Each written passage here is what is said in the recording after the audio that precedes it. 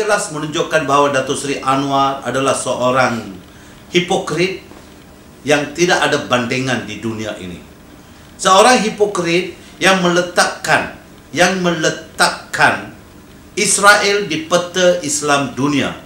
Tak ada pemimpin Islam di dunia ini yang pernah mengakui bahawa Israel memerlukan keselamatan yang terperinci. Israel adalah satu negara yang wujud di sini. Dalam peta Islam dunia, tidak ada orang yang mengakui Israel itu ada bertempat di situ, kecuali pemimpin yang hari ini menggelar diri beliau sebagai pemimpin Islam, itu Anwar Ibrahim.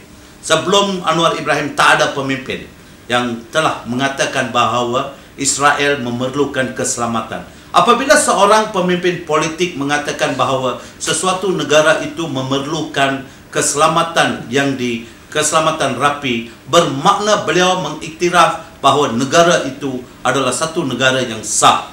Jadi saya nak tanya, bolehkah seorang Islam mengesahkan kewujudan Israel di kawasan bersebelahan Palestin? Itu.